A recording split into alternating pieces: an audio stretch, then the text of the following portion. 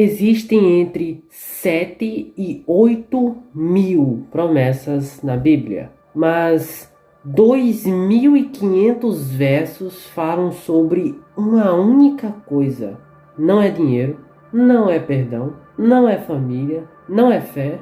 Todos esses são importantes, mas essa única coisa é a volta de Jesus. E a pergunta que fica é: por que tem essa ênfase tão grande na volta de Jesus na Bíblia? Hoje eu vou te mostrar por que essa é a promessa mais repetida da Bíblia e o que isso muda na sua vida. Jesus queria e quer, que nos preparemos para a volta dele. Mas como fazer isso?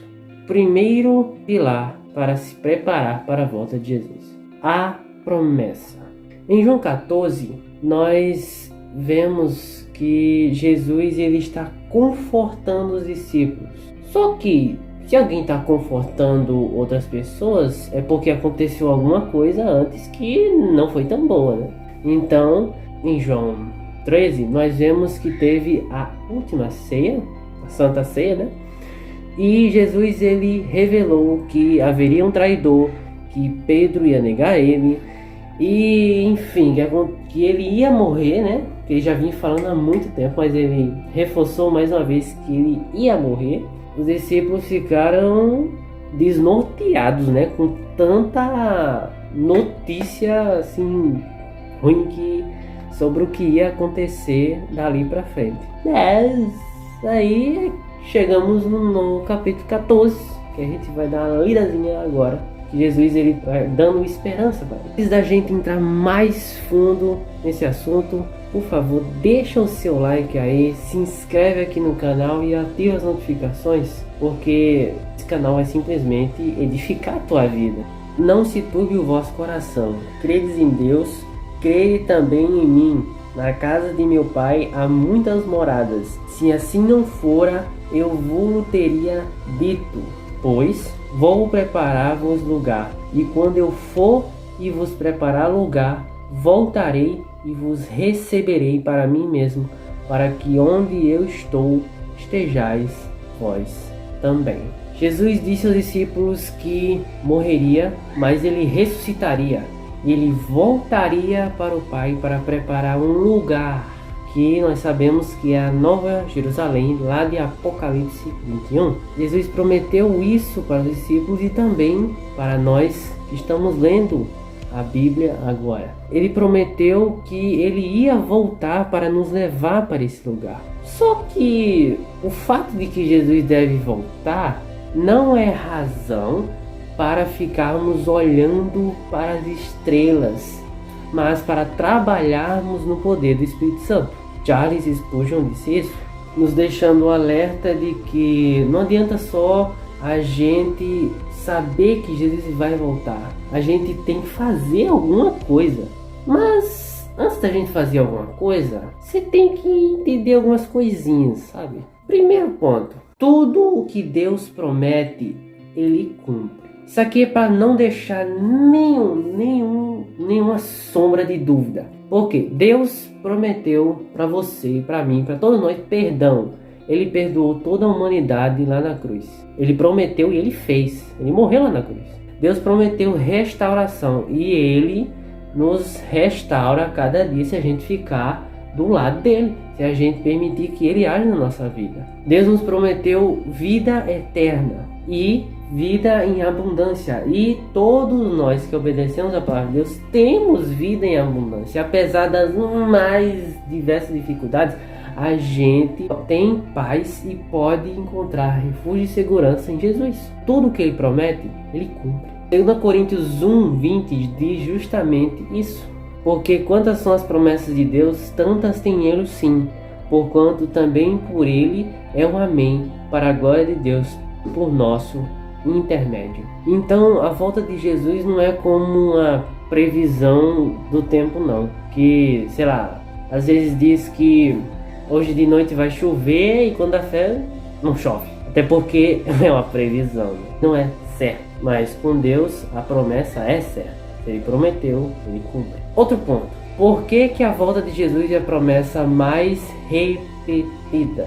Por que que tem 2.500 versículos falando sobre isso? Tito 2, 11, 14 responde justamente isso. Porquanto a graça de Deus se manifestou salvadora a todos os homens, educando-nos para que, renegadas a impiedade e as paixões mundanas, isso é, deixadas de lado, vivamos no presente século, hoje, sensata, justa e piedosamente, aguardando a bendita esperança e a manifestação da glória do nosso grande Deus e Salvador Cristo Jesus, o qual a si mesmo se deu por nós, a fim de remir-nos de toda iniquidade e purificar para si mesmo um povo exclusivamente seu, zeloso de boas obras. A Bíblia foca tanto na volta de Jesus porque se Jesus não voltasse, não teria lógica, entendeu? Porque a gente ia viver conforme a palavra de Deus e Jesus não ia voltar, o mundo de pecado não ia acabar e ia todo mundo continuar morrendo eternamente. E aí o mal ia continuar se perpetuando. Não teria sentido. É por isso que a Bíblia foca tanto na volta de Jesus, porque ela diz que é real, vai acontecer, você acreditando ou não, vai acontecer. E ela diz para você, se prepare hoje, que hoje você tem tempo e você tem oportunidade. Você mais uma vez provado que Deus não quer teu mal. Deus não é, como muitas pessoas, Deus é cruel, Deus é sábio. Por favor, cara, Deus na Bíblia inteira tá simplesmente quase que implorando para você vir para perto dele, aceitar a graça dele, e você vem dizer que Deus é cruel. Pelo amor de Deus, né? Por favor. Ah, mas eu não consigo fazer isso sozinho, sabe? É muito difícil acreditar nisso, que Jesus vai voltar, já faz tanto tempo. Amigo, tu viveu 2000 anos? Jesus prometeu 2000 anos atrás. Tu viveu 2000 anos? Tu não viveu 2000 anos. Tu vai viver no máximo 100 anos, 110 anos. E você vai esperar esse tempo. E outra coisa, tem alguém que pode lhe ajudar. Esse alguém é o Espírito Santo. Deus prometeu para você que ele daria o Espírito Santo. Em João 14, 16 e 17, Jesus disse isso. E eu rogarei ao Pai, e ele vos dará outro Consolador, a fim de que esteja para sempre convosco, o Espírito da verdade, que o mundo não pode receber, porque não o vê, nem o conhece. Vós o conheceis, porque ele habita convosco e estará em vós. Então, meu amigo, ao você aceitar essa promessa e você acreditar que ela é real, e ela com certeza é, você terá alguém que é o Espírito Santo. Muita gente acha que o Espírito Santo é um poder, mas não, o Espírito Santo é uma pessoa. O Espírito Santo é uma pessoa que vai te guiar para a verdade. E a verdade é outra pessoa, Jesus. Então nós teremos o Espírito Santo, que é uma pessoa que vai guiar você para Jesus, que é a própria verdade, que vai te libertar do pecado e da escravidão que ele causa, para te preparar para a volta dele. Ok, a promessa está feita, a promessa ela é real, ela vai acontecer, mas só conhecer a promessa não dá em nada, não é suficiente. Como eu falei no início, você tem que fazer alguma coisa. E no próximo vídeo eu vou mostrar qual que deve ser a sua atitude. E não é opinião minha não.